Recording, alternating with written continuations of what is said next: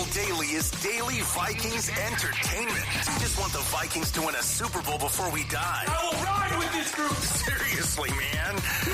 Please. And away we go.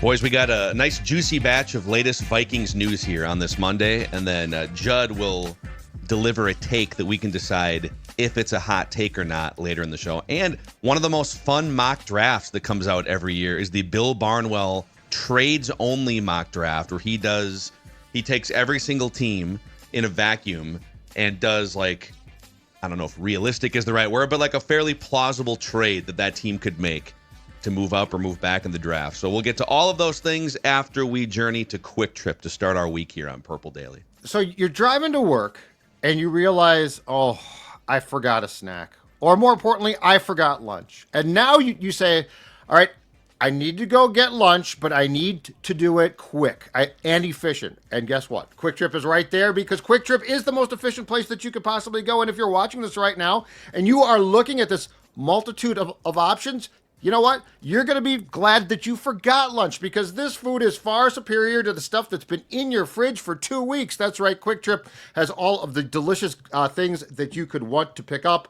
Heck, if you're low on gas, fill up the gas tank too, and put the Quick Trip app on your phone. Guess what, folks? They're going to bring it out to you. It's that simple. So efficiency, Quick Trip is all about it. And that's why we urge you to make Quick Trip that stop. Also, the Roku TV has been a staple in the Mackey household. We bought the new 65-inch. Well, we got this couple smaller ones like Office Spaces, but the 65-inch Roku Pro Series TV in our living room is the thing that connects us after a long work day, a work week. Fire up our favorite Netflix shows, maybe a little White Lotus action for those of you that partake. Movies, sporting events. And on the sporting event side, the frustration with finding where to watch sports has been a theme, I feel like with baseball season starting up. Well, Roku can help with their Sports Zone. If you're wondering, how do I watch my favorite baseball team? How do I watch the chaos of spring sports season? Following and favoriting your teams is possible through the Sports Zone on the Roku TV. So find yourself a Roku Pro Series TV. The little details are what they focus on. Hardware and software working together to create the best viewing experience. Go to Roku.com to learn more, or shop at a retailer near you. I did not see last night's episode of White Lotus season 3 yet. Dex, I don't know if you're ahead of me? I am ahead. One more to go after this. So one more to go. I know it's been a very polarizing season. I know some people, I'm seeing a lot of people like, oh no, it's overrated. It's just classic prestige television and how they shoot things. Feels like a really good show. I don't really know what you're trying to spoil or what you're really like trying to nitpick about this show. Didn't realize there was a group of White Lotus haters out there. But the fact that Napoleon Dynamite's uncle Rico is one of the main characters. He's bald now, right? He's bald for the show. Yeah, he doesn't have the same hair. So latest Vikings news, gentlemen. We start with, so all of the NFL head coaches are down at the owners' meetings right now. And last night they did like the goofy annual picture where they all put on their button-up shirts or Hawaiian shirts or whatever, and they take their photo. This morning, the AFC coaches did kind of the breakfast media stuff. KOC is going to speak to local reporters today, do the breakfast thing tomorrow. But KOC sat down with Kevin Clark, who's doing some work for Omaha Productions and ESPN.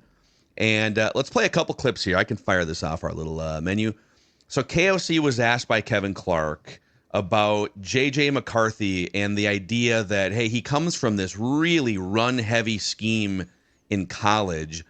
How does that translate? Are we sure that he can take on like 35 or 40 throws and be an actual NFL quarterback? Here's what he said. Yeah, I think the biggest thing for me is when we went through that process last year, and a lot of the things that you mentioned, I noticed. I mean, his ability to throw the ball in windows over the middle of the field, to be accurate in the weighty downs. He was really effective on third downs. I think he had a pretty historical clip on 3rd and 7 plus his red zone passing. Like, everybody can, say that, percentages of attempts. Well, he didn't throw a lot of bubble screens. Right. He didn't throw a lot of RPOs. He didn't do a lot of those things. He was in a pro-style offense where they were running the football. They were marrying the run and the pass on early downs. They needed high-quality execution on some of those weighty downs, and that's really what we like to be with our offense.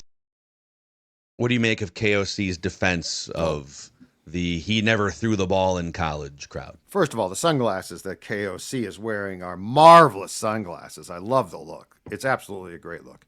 I believe that part of the reason why some coaches, including Kevin, liked McCarthy is because of exactly this. So you can complain about the fact he didn't throw more. And I think that goes to the variety of throws weren't there that are there for some guys. No question about it. But the reality is this. I think it's more important, and I've said this for a long time, I think it's more important what offense you play in. Because if you play in a college style, RPOs, we are going to sling it all over, that's not the pros. So, like, yeah, I can see your throws, and that's great, but you are also being put in a position oftentimes to succeed.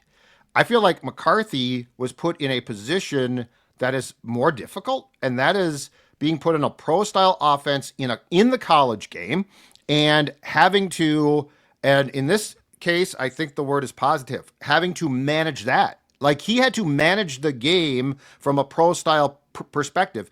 And at the end of the day, if you really consider this, okay, every quarterback starts off like the bottom rung of the quarterback rungs of going up the ladder is what? Managing the game effectively. So I think part of the reason why O'Connell has previously passed on some QBs who a lot of people like is because I haven't seen enough to determine things. With McCarthy, I think that there's a very important thing here, which is he led a team to a national championship running a pro-style offense, and then to use KO's favorite word or words, the weighty downs. Weighty downs. The weighty downs. Football. Like, there is nothing more important. Like you are your life, I believe, as an offensive coach. There's a lot of things that are important, but I don't think there's anything more important than the reality of you're going to be in third down a lot. Like, you don't really go first down to first down a lot, right? Or, okay, it's second down now. Oh, we're just going to skip third down. Third down is your bread and butter. How you get there, it's why it can't be second and 12 and then third and 10. Like, how you get there is incredibly important. So I think the McCarthy body of work is what O'Connell's been talking about since the day that they drafted JJ. And ultimately, I think that's what he is discussing here, which is the body of work of how he got here is important because it translates directly to the offense that Kevin O'Connell wants to run. Yeah, the third down thing or the weighty downs, as he puts it. I'd be curious. He mentioned like 3rd and 7 specifically. Is that the cutoff for a weighty down? Is third and 4? That's a great question. 3rd and 4 is a weighty down. I think third down in general. Third down and weighty? pass is a weighty situation. Is third down just in itself considered that because it's such a crucial down? Yeah, I think it's like third downs. I would say plays in like the red zone. You know, especially like maybe even deep red. Deep red, I think those are weighty downs. The high leverage, weighty situation. High leverage downs. High leverage downs. I'd love to get an actual like rundown. Like, give me 5 examples, KOC, of weighty downs. I want like 5 exact plays. What is a weighty down? Well, what's funny too is when you dig into like the advanced analytics so I just pulled up the quarterback EPA stats from last year. That's right. Quarterback EPA stats. Expected points added. When you talk about paying someone $55 million at quarterback or drafting someone in the first round or top 10, the reason why quarterbacks are so valuable is because they have so much more influence on, well, every play, but the weighty downs. And if it's 3rd and 7 or 3rd and 9, the defense knows you're passing. So they're going to run stuff at you. They're going to throw exotic looks. And so can you move the chains when the opposing team knows you're going to pass and still convert with a guy, pressing down on you off a twist or a blitz? And what's incredible is in the NFL last year, the top third down quarterbacks, expected points added, are exactly who you would think. If you said, if the game is on the line and there's a weighty down in the fourth quarter and it's 3rd down and 9 and the defense knows I have to pass. Burrow, Mahomes, Joe Burrow, Allen, top five. Yep. Lamar. Lamar is 7th, Okay. but I mean, still It's high. still top 10, yeah. Jalen Hurts, Jalen Hurts is 9th. 9th. Okay. So, Jaden Daniels, Okay. Jared Goff, and then Baker Mayfield. so all Oh, really? playoff Okay, quarterbacks. interesting. Baker's gotten a lot better in No, that's good. those situations. Jaden, man, Daniel. And then incredible. toward the bottom of the list, it's like it's funny, Matthew Stafford is actually toward the bottom of the third down EPA list, which is interesting. But like Will Levis, Deshaun Watson, Bryce Young, who's trying to figure out what he's looking at, got better at the end of the year. Sure. Aaron Rodgers was 23rd on this list as he gets a little older and less mobile. But there are some good signs from college, and it's kind of fun going back even through our notes when they drafted him in the lead up, and we knew he was going to be an option. And we found this nugget from Pro Football Focus in early 2024 that McCarthy's biggest strength is his ability to make throws over the middle of the field. While he didn't have as many dropbacks as some of the other 2024 draft picks, he attacked the middle of the field at a high rate. And think about KOC's offense with crossing routes, mesh concepts, TJ Hawkinson over the middle of the field. On throws over the middle, McCarthy earned a 91.2 passing grade out of 100, like PFF grade, and recorded an 86% adjusted completion percentage. Both of those numbers were in the top 10 among all FBS quarterbacks. Making anticipatory throws over the middle of the field is McCarthy's calling card, and it's a very translatable skill when it comes to graduating to the NFL. He also ranked 5th among all college quarterbacks his last year at Michigan in just overall accuracy rate, averaging 10 yards of air per throw. So it wasn't the tricked up sort of shorter throws and yards after the catch. It was, hey, 10-yard chunk on 3rd and 9, got to make it happen. If you think about this too, so one of the primary things that was held against McCarthy was this: he didn't throw enough. Okay, that's great. But if you think about it really, if you're a team, aren't you far more interested in investigating how he did when he did throw? I find the number of throws to be this weird, arbitrary, well, he didn't throw enough. He didn't throw a lot. So how do we know? Okay, here's how you know.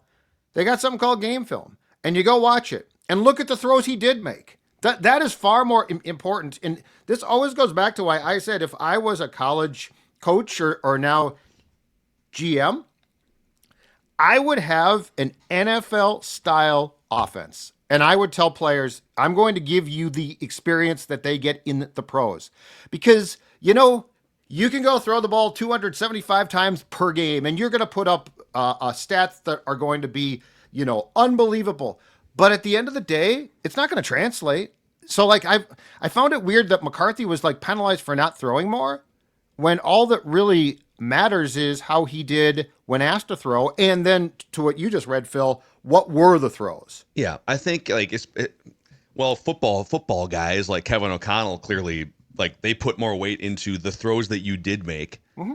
And I think that's part of the reason why Bo Nix, for instance, on the other side, Bo Nix threw the ball a lot more, but it was a lot of quick game stuff, short, intermediate, bubble screens, and it was all tricked up scheme to get the ball out of his hand. And so on that side of it, it was we saw plenty of sample. We saw 6 years of sample size from Bo Nix and a lot of quick, short stuff the last couple of years in college. Can he make the throws that JJ McCarthy was making at Michigan, albeit a smaller sample size? And your sake, Bo Nix had a great rookie season. Also, JJ McCarthy, he was last year at college when pressured. So, all right, defense, and you saw that one preseason game. Yeah. He hung in there on a couple throws, just getting obliterated, but knowing it was coming right in his face and delivering a strike across the middle. Mm-hmm. Yards per attempt when pressured. He was 7th among all college quarterbacks. Big time throw percentage, according to PFF scouts, 3rd in college football. Traditional passer rating when pressured, 3rd in college football, behind only Bo Nix and Jaden Daniels, who are both great when under pressure as well. So, yeah, on the sample size front, I think we sit here on our couches as educated fans and oh, you only threw the ball 20 times or 16 times and they were winning these games. And that quarterback over there was throwing the ball 40 times. And I think Kevin O'Connell would say, okay, well, let's look at those 18 throws 15 of them were weighty downs or red zone or like pro style concepts. Right. And let's look at the 40 throws that this dude over here made. 23 of them were quick game concepts that really like you don't learn a lot trying to project a guy to the NFL. So Yes. I bet if you were to strip out the noise and just go back and say how many NFL scheme, NFL caliber throws was each quarterback asked to make, I think the sample size would look a little different, JJ McCarthy, compared to some of the other 2024 draft class quarterbacks. And what I really like about this too is, best case, this is forcing O'Connell to rethink his approach a little bit, to be more like, not exactly like Harbaugh, which is not a bad thing. Like what's been the one thing that O'Connell probably has, as far as a play caller goes and an orchestrator of an offense, the one thing that he has probably had to adapt a little bit more on is the incorporation, more run game, right? So like if you say, all right, McCarthy did well in college playing for a coach that loves to run the ball. I don't want to run the ball that much, but you know what? I probably have to run the ball a bit more. That ain't a bad thing. Mm-hmm. So like if they're going to improve their run game based on what McCarthy does well, that's a win-win. Because that's getting O'Connell to move to a place that he probably should be at. But I think that's the one thing, is he just loves to pass so much that there's probably been some trepidation about going to the run more. So I don't see a downside from the incorporation of more run and certainly improving your line. So McCarthy's presence actually might help O'Connell's development as a play caller. There was also, and I don't mean to exactly compare these two, because I feel like at this point, with him now being like basically retired, and Vikings fans looking back at his tenure, I think they more label him as a disappointment and a what if because of the injury. But when Teddy was in college and when Teddy was a starter for the Vikings, especially in 2015, one of Teddy's biggest attributes was accuracy and on third down. So like a lot of those, and he, honestly, go back and look at JJ McCarthy, Teddy Bridgewater, leadership qualities, the way coaches talk about them. Mike Zimmer loved him, who hated quarterbacks. They had just galvanized people, right? Both Teddy and JJ can just galvanize a group, and their teammates love him. I think McCarthy probably has a better chance of even being obviously much better than Teddy Bridgewater was. We kind of have to put the Teddy career with a line after the catastrophic knee injury. But you look at their college stats, you look at how they're kind of their leadership qualities too. I actually think there is a good parallel here.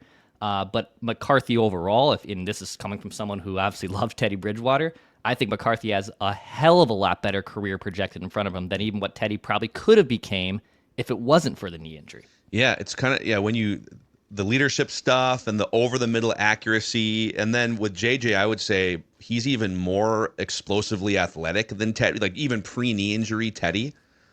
And I would say arm strength advantage JJ, right? Like Teddy had that little sidearm motion, had a hard time. He was great between like line of scrimmage and 15 yards, but if it was that 25, 40 yard down the field throw. So on the leadership stuff that Declan referenced, the other thing that KOC was asked here, you can go find the full podcast. I think it's out. I believe it also airs on ESPN2 on Tuesdays. It's Kevin Clark's This Is Football. So KOC was asked by Kevin what he learned about JJ McCarthy during the redshirt year, quote unquote redshirt year, and vice versa, what he thinks JJ McCarthy learned, not getting all the reps, but like at least being in the room and going through the week to week prep process. Here was his answer. And then the other thing I would say is just he's had, that same player has had a year now of being around a guy like Sam Darnold going through his journey, a 1 year journey with the success Sam had. He got to watch it. He got to see what meetings were like. What's it like when I install third down plays and we talk about the reads and we talk about the detail of how we're going to play against this opponent who plays like this week. And I think he's been around all that. Yeah. So he's not a rookie. He's been able to have, that pseudo redshirt year, albeit without the reps we would have wanted. But I'm really confident and really excited to see him hit the ground running. He's had a great offseason, and I can't wait to get going with him when OTAs actually get going. And what I thought was really cool about this year also was seeing him, some of those non on the field traits we knew we had of him. He's a locker room energizer, changer. The guys on the team really They love his energy. They love his youthful enthusiasm, but yet he's got kind of an old soul to him. Yeah. Really, really excited about it. I think the most important thing here too is yes, he didn't get the reps, but and this has been discussed a lot. The importance to me of not having to play and to be able to sit back and watch and learn. And I also like the fact that O'Connell, at least once a week, every week, sat down with JJ as if he was going to start that game, right? So like the behind the scenes stuff, which we don't see, and which I think when a guy's hurt, we just forget about him to a certain degree. I think that's incredibly important. And yeah, it stinks he didn't get the reps, but if you were to say, would I rather have him be healthy and be forced into play, or to get the mental reps, to get everything that you could possibly get, it's not the norm. As great as Jaden Daniels was in Washington, it's not the norm to step in and just dominate and be that good. So I think that there is a major advantage here to the fact that he is a mature kid who got all of that tutelage, and again, also in that building was never forgotten about. Like there would be some teams where you would be like, oh boy, the kid goes hurt and I don't know, Zim didn't pay attention to him, didn't even say hi in the hallway, didn't even say hi at breakfast. But in the case of like McCown, with McCarthy, with with O'Connell, with the entire staff, I think we're going to learn that there was a major mental reps advantage. And then guys, don't forget too, it sounds goofy, but it makes a ton of sense, and it's a good thing. All of the stuff that they did with Darnold, with the with the camera basically on his helmet, and so those reps become your reps. There's a lot, I think, that's going to be very evident from the beginning of training camp as far as the maturation mentally of JJ McCarthy as a quarterback. Yeah. Now we're going to do 30 minutes on why Aaron Rodgers would benefit from the kit. No, I'm just kidding. We're going to spare you from that one for now. Although I can tell you, good news, Vikings fans. If it makes you sick to your stomach, here's some latest Vikings news for you. If the idea of Rodgers playing for the Vikings makes you sick to your stomach, he did, according to Mike Garafolo, NFL Network, have a throwing session with DK Metcalf, Steelers wide receiver, over the weekend at UCLA. So he's test driving the weapons. He's organizing practice. He hasn't signed yet, but it's one step closer to Rodgers becoming a Pittsburgh Steeler. He'd be a great Steeler. He'd look great back in those yellow pants, that he looked so great in for 15 years. He'd be fantastic. Yeah. So, one more piece of Vikings news before Judd delivers a take. ESPN Bet also came out with over-under win totals. We did the betonline.ag ones last week. Good. And now ESPN Bet is coming out, and we were very much offended by the 8.5 total. But the Bears and the Vikings were sitting at 8.5. How could you put those teams together in the same bin? Yep. So just from the top all the way down here, Ravens 11.5, Bills 11.5, Chiefs, Eagles both 11.5. So those are the top four. Mm-hmm. Bengals at 10.5, which is also what the other platform had. Again, like their defense is so bad still. I think people are very excited because they kept their two receiver weapons, but that's a tough division. Again, defense, so we'll see. Lions 10.5, Chargers, Rams, Niners, Commanders all sitting 10.5. The Niners continue. It's the second platform that has the that's a weird eroding Niners at 10.5 wins. So they must think Purdy is still that good.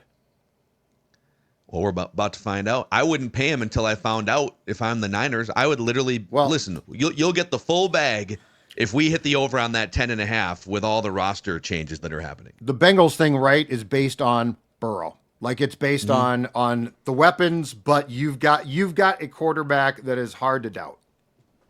Yep, like if he plays all year, which that can be an if with Joe Burrow. Sure. Yep. Your worst case is probably 7 or 8 wins, and then go from there. Broncos 9.5, Packers 9.5, Texans 9.5, Buccaneers 9.5, and then you get to the 8.5s, which are the Cardinals, the Bears, the Cowboys, the Dolphins, the Vikings, the Steelers, and the Seahawks. So we have another publication that's putting the Vikings at 8.5. ESPN bet. Okay. Interesting. Did you say 6-win drop off? Did you say Houston's at 9.5? 8.5. Did I say 9.5? I just said 9.5. 9.5. 9.5. Yeah. So they like Stroud to come back. I mean, do they realize that offensive line now is garbage? Like it wasn't great a year ago. It's garbage now. They traded for the two weakest links on the Vikings offensive line. Ed Ingram or signed. They right? signed Ed Ingram and Cam Robinson. But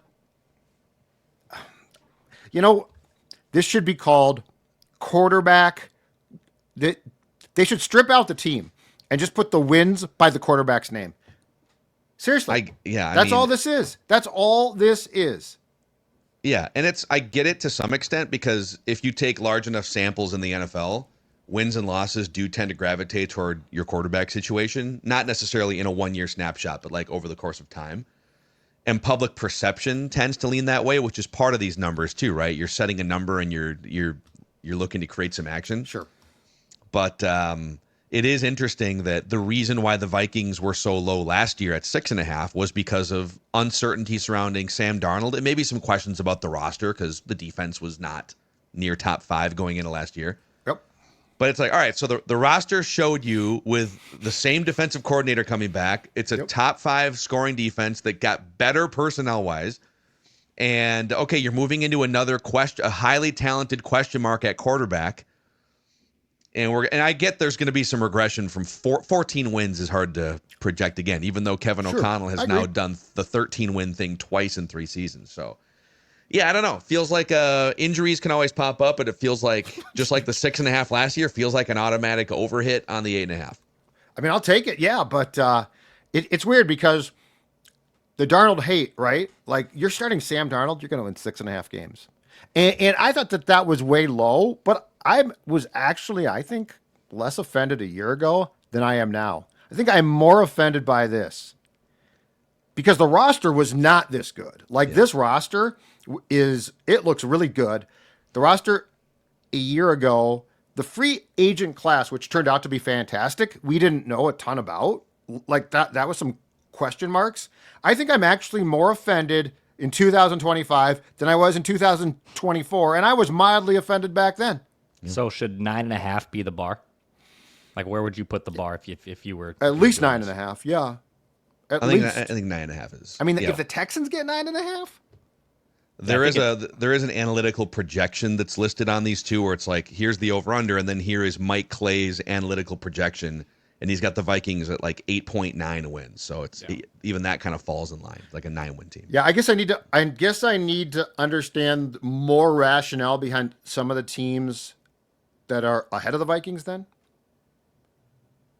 Like the Texans to me, no. San Francisco? No. Yeah, it comes down to quarterback play that they know of. And also, I mean, when was we'd have to like really dig for this, but what's the highest over under for a quarterback that's never played a snap?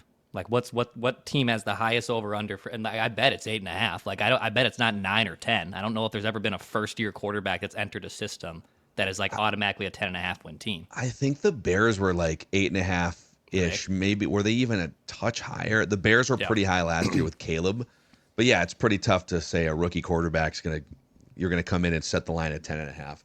So, okay, Judd will deliver a take here in just a moment, but a reminder that the 2025 Purple Daily Draft Party presented by Standard Heating and Air Conditioning is happening in less than a month, Thursday, April 24th, 7 p.m. at the Fillmore in Minneapolis. Tickets are available at scorenorth.com/draft. That's scorenorth.com/draft. This is the most fun event we do every year. We don't know what the Vikings are going to do with that 24th pick. We think they're going to stick and pick or move back, but either way, the night's going to be a celebration of what they've done in free agency, a celebration of you guys, the audience, and our favorite football team that we've been sweating here for the past 6.5 decades. And also a shout out to the partners that help us put this thing on every single year, or at least this year, Standard Heating and Air Conditioning stepping up in a big way for us. Roku, 2 Men in a Junk Truck, Continental Diamond, Element Hotel, Park Dental, Bricksworth. So thank you to them for helping us put this awesome event on. Speaking of 2 Men in a Truck decks, how can they help our audience here? Yeah, so let's say you're moving like me. Okay, I'm closing on a new house here in a couple weeks, and I got to figure out how I'm going to get all this crap out of my house. And luckily, my friends at 2 Men in a Truck are going to help me out because they handle all the moving for you. You don't got to worry about. It's one of the most stressful things you can do in your life is try to figure out how to move, figure out how to finagle all that stuff in. And there's all about convenience and customer satisfaction at 2 Men in a Truck. They give you a free, no obligation, same day quote, no hidden fees or service charges. What they quote is what you pay, and they want to simplify that moving process for you. So go to 2meninatruck.com to secure that move. 2meninatruck.com. Shout out to them for also helping out the Purple Daily Draft Party. And Dex, every week, if we're not delivering our hottest Vikings takes, one of the members of the show is delivering a take that we decide whether it's a hot take or not. Presented by Standard Heating and Air Conditioning. That's right. So Standard Heating, they're going to help you out with that furnace, that HVAC, the AC if the ground eventually does thaw here for good here in the Twin Cities. They also have that Smart Club maintenance plan, which helps you get priority scheduling, takes a little bit of discount off repairs too. It's a great little program that you can join the event that something goes wrong in your house, and you don't want to DIY that. You want Standard Heating and Air to come out and take a look at that. So give them a call, contact them, standardheatingandair.com to learn more. And shout out to Standard Heating for being our presenting sponsor of the Purple Daily Draft Party. All right, Judd, you give us a take. What do you got? We will decide if it's a hot take. All right, I'm going to give you a take, and then I'm going to provide some context, and then I want a ruling. All right? Okay. The 2025 Vikings will break the team record for sacks in a season. Wow. The record, for context, is 71 in 1989. Defensive line back then, Dolman, Millard, Noga, and Hank Thomas. That would be the second most sacks all time in a season because the record is 72, set by the 84 Bears. Now, the sack first became an official statistic in 1982. So in 84, the Bears had 72 sacks. In 89, the Vikings became second all-time with 71 sacks. The Denver Broncos led the National Football League in 2024 with 63 sacks. The Vikings finished with 49, 14 back of the Broncos. I think the Vikings are going to have 72 or more sacks in 2025. Wow. Breaking the team record and also likely tying or setting the NFL record in sacks. It is funny that we're kind of lazy on how historically far back we go with the sacks. Like it became an official stat in 1982, but we've also had interns at Pro Football Reference go back and dig through all the film. And so we technically have sack totals. And look at game books and stuff like that. Why they didn't start to track this statistic during the year of the merger in 1970 is beyond me. It's one of the laziest, stupidest things of all time statistically because it's not hard. It's the sack. It would be like, you know what? Baseball didn't track doubles until 1982. They're doubles. How hard are they to track? But baseball, quick side tangent here. The Football Reference, Baseball Reference, these incredible historical database websites. Baseball had a lot of that stuff pre 1930 where, games weren't on TV because TV didn't exist yet. Right. And it wasn't like they had this super well organized web of scorekeeping and databases and things. So to find stats from the late 1800s and the early 1900s, they've literally had to rely on combing through the universe for 20 years. Yeah. If you had a great-great-grandfather who kept a scorebook at a game or was a writer for the local newspaper, but at least and that's they go the back 1800s. And that's like 100+ games a year, 1975, too. Alan Page, they weren't recording. I just pulled up a random Viking season from the Purple People Eater. So before the official sack was tracked, somebody went back and found these. In 1976, Alan Page had 18 sacks. Carl Eller had 10. And then Jim Marshall had 4. And it was kind of top heavy there. Doug Sutherland had 7. But yeah, just like between scheme and then the sheer number of guys that have track records of racking up sacks from Grenard, Van Ginkel. I think you throw Dallas Turner in the mix going into year 2. Blake Cashman, 4.5. Blake Cashman, Ivan Pace from their positions for sure. And then the two new defensive tackles. Javon Hargrave is a double-digit sack guy more often than not, and Jonathan Allen. So, yeah, it might be the perfect storm of scheme, personnel, maybe not blitzing nearly as often. It's a hot take because I'm basically predicting that they'll tie or break the record set by the Bears. But that being said, yeah, I think that there's ample opportunity here because here's the question. If you're an offensive line or an offense, who do you double? Who do you double here? I mean, it's a good question. Yeah, Like, you really can't. yeah, and some of it's even less about like who do you double and more can you create through twists and actions up front. Can you create situations where Love twists. there's nothing you can do but put a center or a guard on an island with someone that they can't handle? So. Do you think Brian Flores also uses weighty downs, like on the defensive side, right? If they get a big stop on the opposite end? No, I think it's baked into football vernacular. I feel like it's an offensive thing. I feel like the OCs of the world tried to use phrases like that, and DCs use stuff like "let's kick their ass down."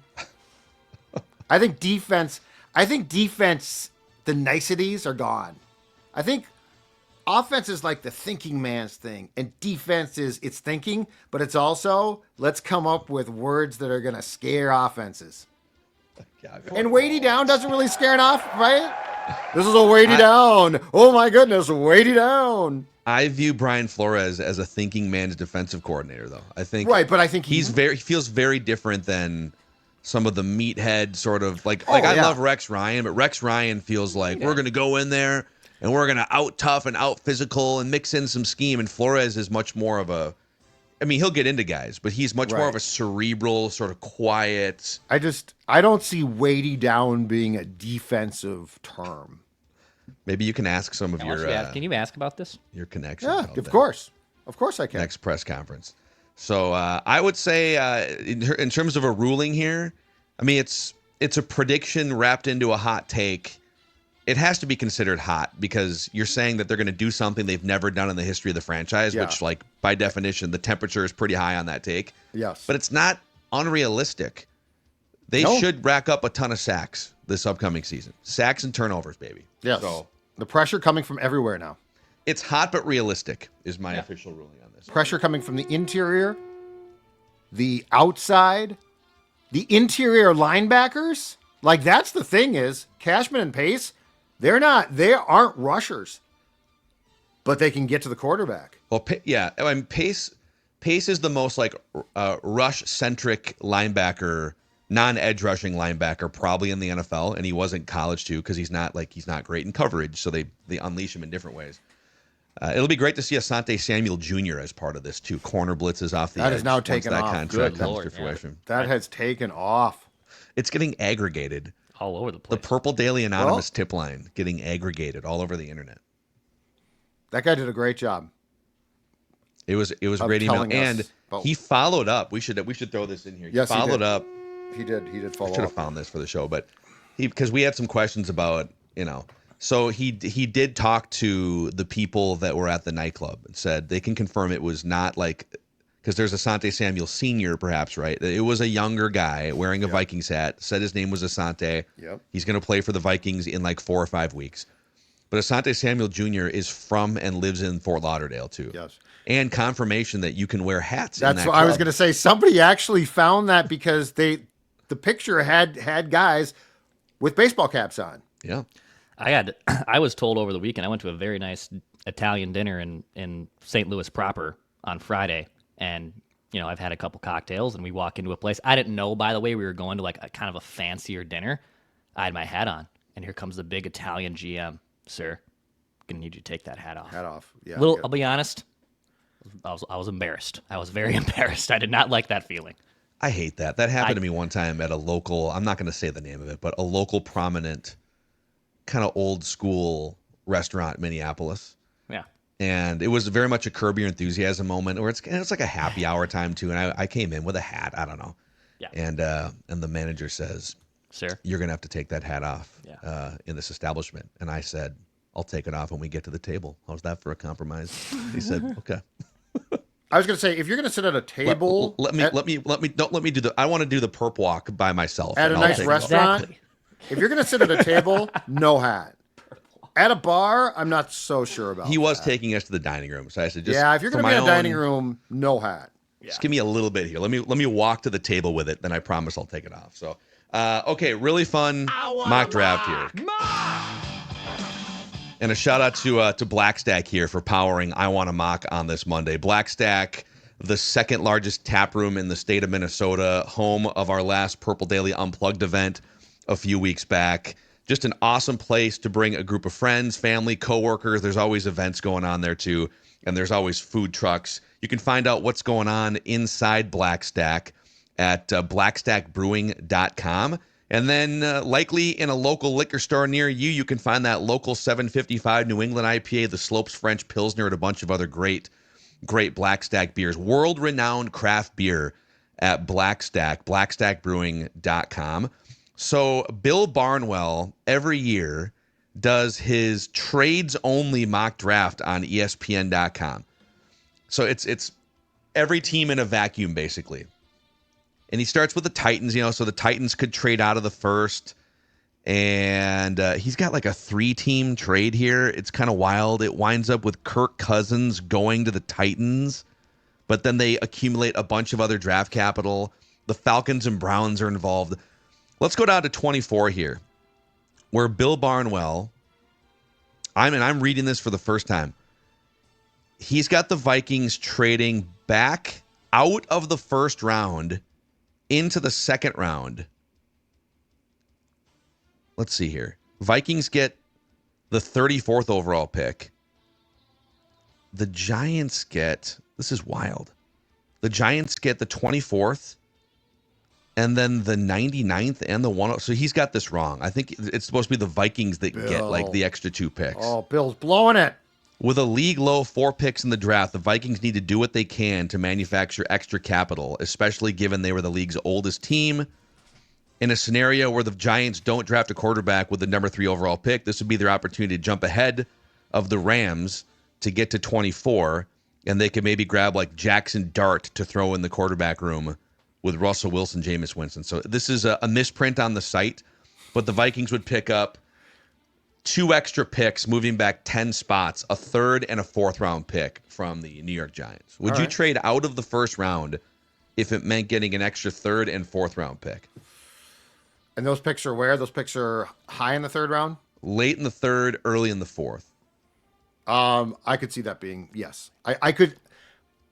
It doesn't excite me as a fan of football and a fan of the draft, but yes, I could see it being totally plausible. Bill is being more realistic than reckless, which is not my lifestyle.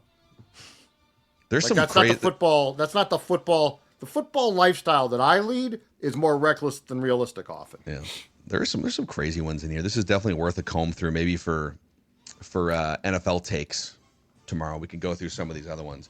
So yeah, I think this seems likely that they're going to move back somewhere in the first round, maybe even out of the first round entirely, pick up a couple extra picks and go from there. So, all right.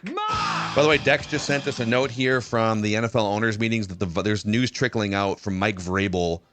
The Vikings and Patriots, Kevin Seifert has this too. Vikings and Patriots are hoping to finalize a series of joint practices during training camp. In addition, the Vikings and Rams are discussing that possibility as well. Vikings would host both teams at TCO Performance Center if it all works out. So you could have like Patriots one week and then Rams the next week. They did that with Tennessee and the Cardinals a couple of years ago, because they have, so the 3 preseason games, they have 2 at home this year.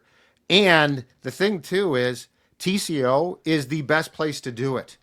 Like the Vikings went and played or joint practiced with the Browns, and I guess it was sort of crowded, and the Browns, I mean, it's fine, but it's not great. I mean, TCO is made for joint practices with teams to get ready for football season. Yeah. Amen. It's a great facility. Home of Judd's Camp Nuts. Sean McVay. Oh my God, McVay here with O'Connell. It would be like old times. Stafford. And KOC and Vrabel were teammates for 1 year in New England. Yeah. Yep. That was the '08 season. Yeah, the 08 team. Yep, And because it then, was and then Castle. Vrabel and Castle got shipped out that summer to the Chiefs together for a second-round pick. And if I am correct on this, Vrabel was coach of the Titans when they came here for a joint practice. Oh, nice. He was. That was a couple years ago. Yep. Yeah, Yep. Braves. Look how small the football world is. Oh, and Vrabel likes to go. Love Braves. Like he loves tough practices, and KO wants that now. So like you'd be looking at some high speed like patty cake collisions. Let's do it. Let's do it. All right, dudes. He's the sports dad, Judd. He is executive producer extraordinaire, Dex. I am Phil. This is Purple Daily. We'll see you tomorrow for a deep dive on the 2024 draft. We just want the Vikings to win a Super Bowl before we die.